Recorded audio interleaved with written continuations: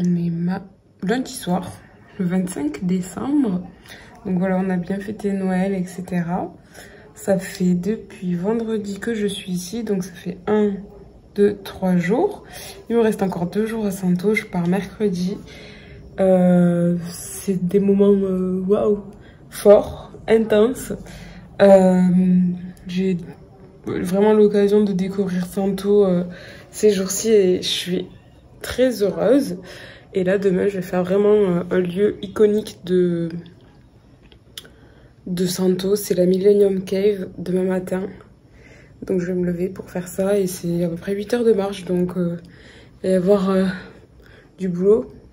8 heures de marche, ou 8 heures en tout, je sais pas, on va voir. En tout cas, là, je suis en train de préparer tout ça.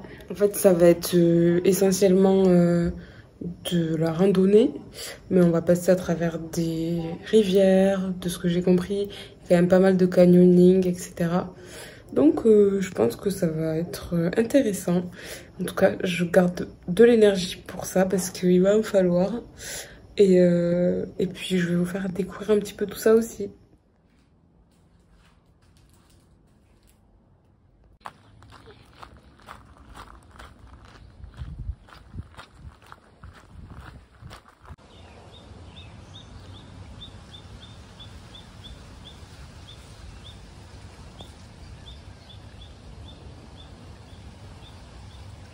Donc là, on est mardi matin et donc j'attends la voiture qui va me permettre d'aller à la cave. On a 1 heure de route depuis ici et ensuite la randonnée en fait est 3 à 4 heures, donc voilà, ça va. Je devrais revenir dans l'après-midi, mais bon, pour l'instant il y a un tout petit peu de retard, mais bon, ça va, c'est plutôt agréable, il fait bon, je suis à l'ombre et voilà. I think we'll be passing through the town, so yeah, I'll just let him know so he can stop, so you can pick something. Donc là, l'idée, en reprenant leur super plan, c'est de partir du bureau de la Millennium Cave, qui est à Luganville, en voiture, pour aller jusqu'au village de Nambel. Et donc, au village de Nambel, on descend de la voiture et on marche à travers un pont en bambou jusqu'à un village qui s'appelle Funaspeth, si je ne me trompe pas. Et donc là, à partir de là, le parcours commence et on marche jusqu'à la Millennium Cave.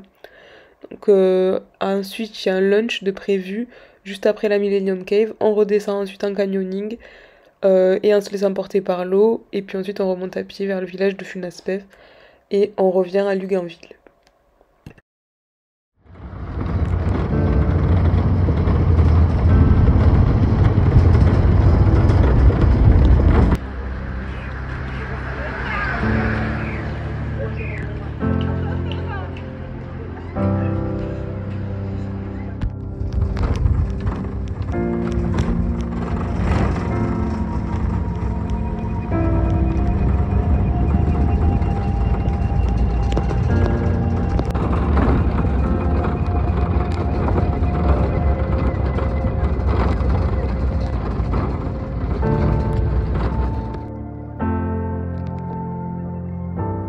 Ici, nous traversions une ancienne piste d'atterrissage américaine lors de la Seconde Guerre mondiale. Santo a une histoire très liée à cette guerre dans le Pacifique. Il y a même un musée dédié, mais je n'ai pas pu le visiter malheureusement.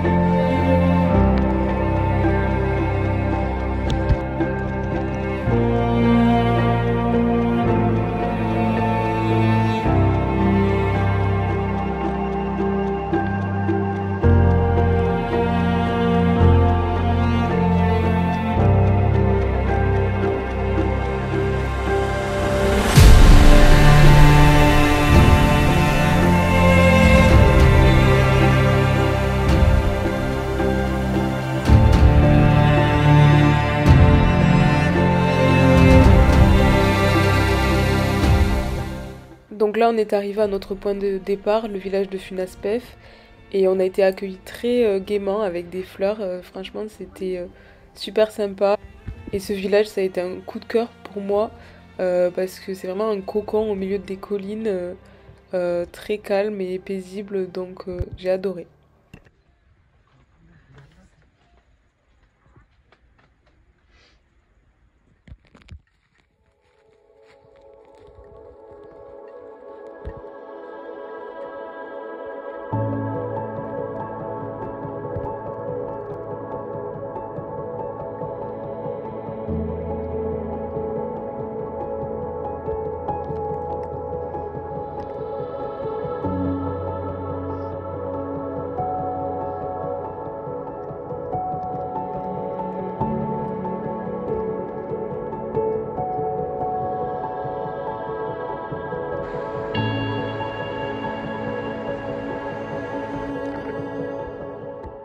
Donc là, ce jour-là, on n'était que 3 à faire la visite.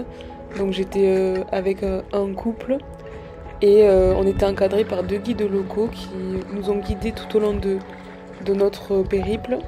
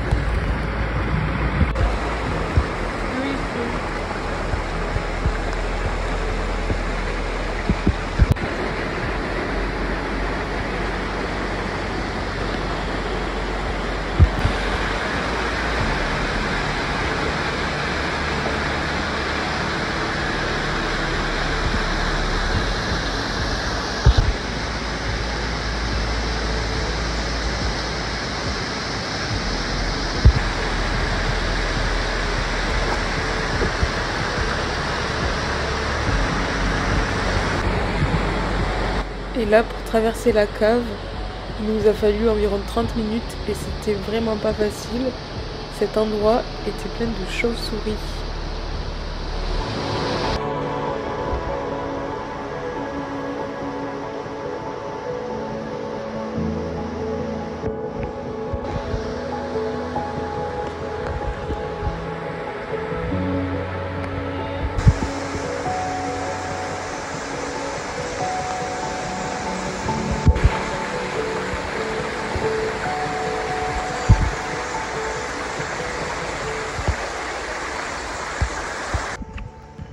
Et une fois la cave passée, place à la détente.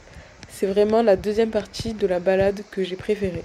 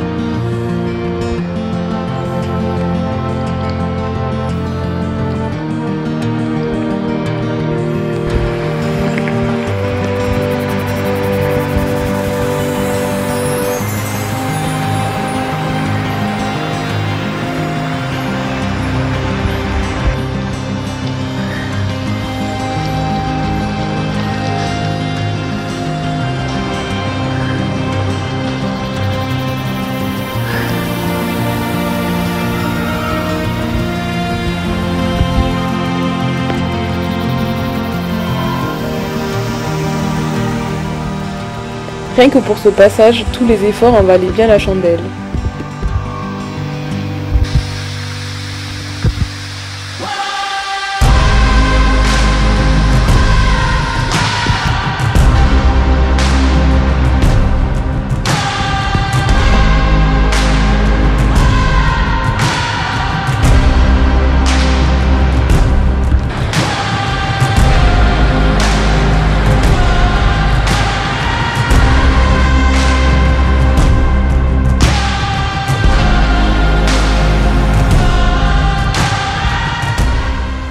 Bon, après ça, mon téléphone m'a lâché, mais on est remonté vers le village de Funaspef en passant aussi par des plaines agricoles de palmiers, de papayers. Franchement, on se sentait comme au paradis, c'était tellement paisible et naturel.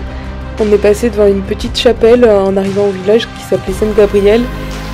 Et à ce moment-là, avec tous les efforts qu'on avait fait, je me sentais comme coupée du temps. Puis de retour au village, on a été accueillis avec des fruits, un goûter vraiment très sympathique. Et après ça, on est retourné à Luganville. Bon, ça y est, mon petit voyage à Santo s'achève. Donc je prends l'avion aujourd'hui à 16h. Je vais aller faire un petit tour en ville et essayer de trouver quelques petites choses d'ici, au marché, etc. Et puis voilà. C'est la fin de cette aventure, la Millennium Cave. Vraiment, hier, j'ai adoré. Bon, c'était un peu difficile à certains endroits, mais quand même, ça valait le coup. Et je recommande à 100%. Donc, voilà.